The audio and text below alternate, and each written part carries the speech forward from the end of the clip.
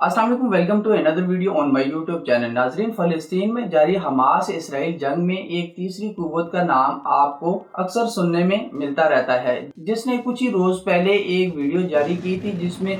इस जमात ने इसराइल की तरफ मिसाइल्स फायर किए थे। इसके बाद इसी जमात ने एक और वीडियो जारी की जिसमें यह दावा किया गया था कि इन्होंने इसराइल का एक मालबरदार बहरी जहाज़ अगवा कर लिया है। अगर आपकी ग्लोबल पॉलिटिक्स पे नज़र है और अगर आप इसराइल हमास वार पे नज़र रखे हुए हैं तो यकीनन आपको अंदाज़ा हो गया होगा कि मैं यमन में मौजूद हूसी बागियों के बारे में बात कर रहा हूँ। यमन में हूसी बागी और लबनान में मौजूद हिजबुल्लाह, ये दोनों जमातें इसराइल के लिए फ़लस्तीन को लेकर कबाब में हड्डी के मुतरादिफ है। ये दोनों अस्करी जमातें हमास से कहीं ज़्यादा ताकतवर और ऑर्गेनाइज हैं, और अगर इसराइल को हमास के साथ साथ इन जमातों से भी लड़ना पड़ा तो यकीनन इसराइल को मुंह की खानी पड़ेगी। खैर, आज की ये वीडियो स्पेसिफिकली यमन में मौजूद हूसी बागियों के मुतल्लिक है, जिसमें हम जानेंगे कि यमनी हूसी बागियों का हिस्टोरिकल बैकग्राउंड क्या है, ये जमात कितनी पावरफुल है, कैसे काम करती है, कौन इसका सरबराह है और इसके इस्तेमाल में कौन से ऐसे छोटे बड़े हथियार हैं जो इसराइल के लिए ख़तरा बन सकते हैं। वीडियो शुरू करने से पहले अगर आपने मेरा यूट्यूब चैनल सब्सक्राइब नहीं किया तो मेरे यूट्यूब चैनल को ज़रूर सब्सक्राइब करिएगा। तो चलें आज की ये वीडियो शुरू करते हैं।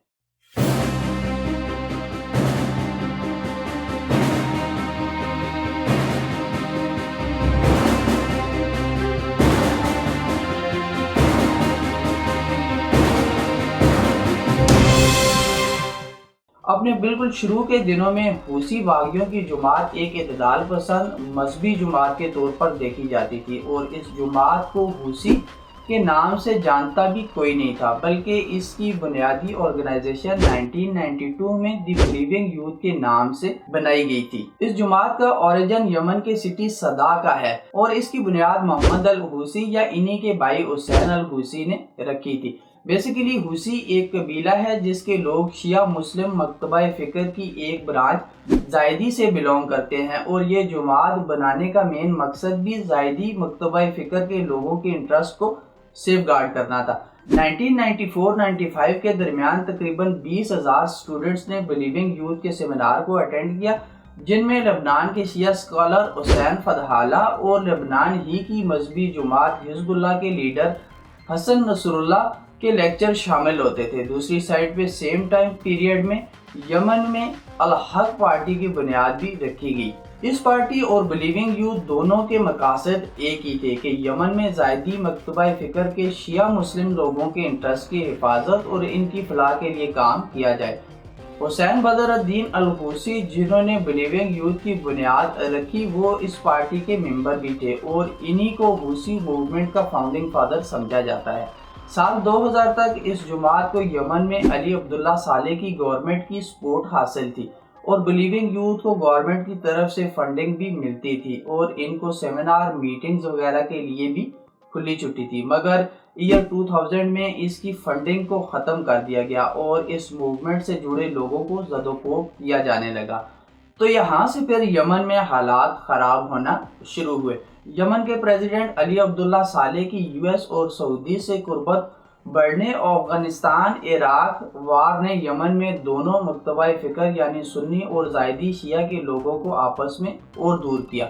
यहाँ एक बात काबिल गौर है कि अली अब्दुल्ला सालेह का तल्लुक सुन्नी मकतबा फ़िक्र से था और यही वजह थी कि उनका झुकाव सऊदी अरेबिया की साइड पे ज़्यादा था। हूसियों या बिलीविंग यूथ की तरफ से यमन के प्रेसिडेंट पर ये इल्ज़ामात लगना शुरू हुए कि वो अमेरिकन और सऊदी एजेंट हैं, जबकि यमन की गवर्नमेंट हूसियों को ईरान के लिए काम करने का ताना देने लगी, और ऐसा इसलिए हुआ कि ईरान एक शिया मेजॉरिटी मुस्लिम स्टेट है और हूसियों का तल्लुक भी शिया मकतबा फ़िक्र से ही है।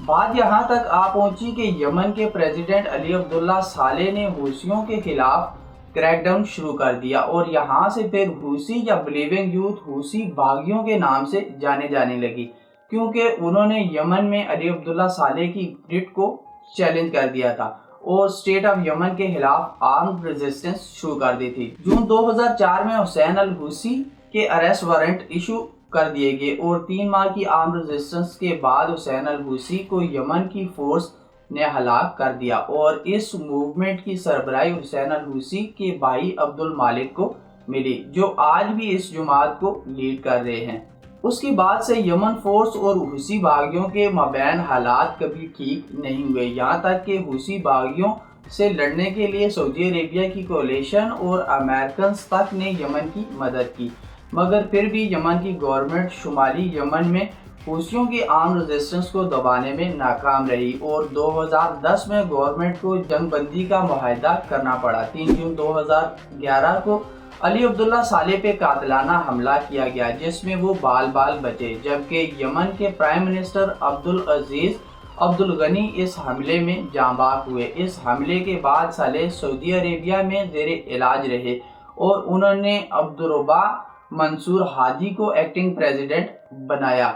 اور آخرکار 27 فروری 2012 کو علی عبداللہ صالح نے آفیشلی یمن کی پریزیڈنسی کو خیرآباد کہا اور عبدالربہ منصور ہادی یمن کے پریزیڈنٹ بنے۔ منصور ہادی نے جب جولائی 2014 میں بجٹ ڈیفیسٹ کو کم کرنے کے لیے فیول پرائسز کی سبسڈیز کو ختم کیا تو اس ایکشن کو لے کر یمن میں پروٹیسٹ شروع ہوئے، جن میں سے کچھ کو حوثی باغی بھی لیڈ کر رہے تھے، اور جب ستمبر میں سیکورٹی فورسز نے مشتعل عوام پر گولیاں برسانا شروع کی تو حالات اور خراب ہو گئے، جس کا فائدہ اٹھاتے ہوئے حوثی باغیوں نے صنعاء کا کنٹرول حاصل کر لیا۔ جنوری 2015 میں حالات یہاں تک جا پہنچے کہ حوثی باغی پریزیڈنشل پیلس میں گھسے اور منصور ہادی کو چلتا کیا، جس پہ پھر منصور ہادی نے انٹرنیشنل انٹرونشن کی ریکویسٹ کی اور خود اپنے ساتھیوں سمیت سعودی عربیہ بھاگے۔ منصور ہادی کی ریکویسٹ پر مارچ 2015 میں سعودی عربیہ نے حوثی باغیوں کے خلاف آپریشن شروع کیا، مگر کوئی خاطر خواہ فائدہ نہ ہو سکا اور حوثی باغی مسلسل کامیابیاں حاصل کرتے گئے۔ 4 دسمبر 2017 کو علی عبداللہ صالح کو حوثی باغیوں نے اس شبے کی بنا پہ قتل کر دیا کہ عبداللہ صالح نے ان کے ساتھ غداری کی ہے، کیونکہ صالح نے سعودی لیڈ کولیشن کے ساتھ بات چیت سے معاملات کو حل کرنے کے لیے حامی بھری تھی۔ یمن میں one of the most important port city الحدیدہ حوثی باغیوں کے زیر کنٹرول ہے۔ جب 2018 میں سعودی کولیشن نے اس پورٹ پر سے حوثیوں کا کنٹرول ختم کرنے کی کوشش کی تو یونائٹڈ نیشن کی انٹرونشن کی وجہ سے وہ ایسا کرنے میں ناکام رہے۔ 2019 میں حوثی باغیوں نے سعودی عربیہ میں موجود دنیا کی سب سے بڑی آئل ریفائنری سعودی آرامکو پر بھی حملہ کیا، جس سے سعودی آرامکو کو کافی نقصان اٹھانا پڑا۔ اس کے ساتھ ساتھ یمنی حوثی باغیوں نے جنوری 2022 میں یو اے ای میں بھی ایک انڈسٹریل انسٹالیشن کو ٹارگٹ کیا، جس میں 3 لوگوں کی موت ہوئی۔ تو ان ڈیٹیل سے آپ آئیڈیا لگا سکتے ہیں کہ یمن میں حوثی باغی کتنی طاقت رکھتے ہیں۔ ہمارے ہاں یعنی پاکستان میں جس طرح ایک ڈسٹرکٹ گورنمنٹ ہوتی ہے، یمن میں اسی طرح ٹوٹل 21 گورنریٹ ہیں، جن میں سے تقریباً 13 حوثی باغیوں کے کنٹرول میں ہیں۔ عبد المالک الحوثی جو کہ حسین بدر الدین الحوثی کے بھائی ہیں، اس ٹائم حوثی باغیوں کے لیڈر ہیں۔ حوثی باغیوں کی ملٹری سٹرینتھ اراؤنڈ 1 لاکھ سے 1,20,000 کے قریب ہے، جس کے پاس اپنے surface to surface ballistic missile system ہیں۔ اس کے علاوہ حوثی باغیوں کے پاس ڈرون کیپیبلٹی بھی کافی ایڈوانس ہے۔ ایک اندازے کے مطابق حوثی باغیوں کی میزائل اور ڈرون ٹیکنالوجی کی رینج اراؤنڈ 2500 کلومیٹر تک ہے، اور یہ ایک ایسی فورس ہے جو کبھی بھی ایکسٹریم ایکشن لینے سے گریز نہیں کرتی۔ حوثی باغیوں کی اسٹرینتھ ویل ٹرینڈ اور ویل اکوپڈ ہے، یہاں تک کہ اسرائیل حماس جنگ شروع ہونے کے بعد امریکہ نے جو جہاز ریڈ سی میں اسرائیل کے رکھوالی کے لیے بھیجے ہیں، ان پر بھی حوثی باغی اٹیک کر چکے ہیں، اور یہی وجہ ہے کہ اسرائیل حماس جنگ کو لے کے حوثی باغیوں کے بارے میں یہ کہا جا رہا ہے کہ شاید یہ اس جنگ کی اسکلیشن کا باعث بن سکتے ہیں، اور یہ جنگ فلسطین میں غزہ سے نکل کر مڈل ایسٹ کے باقی علاقوں تک بھی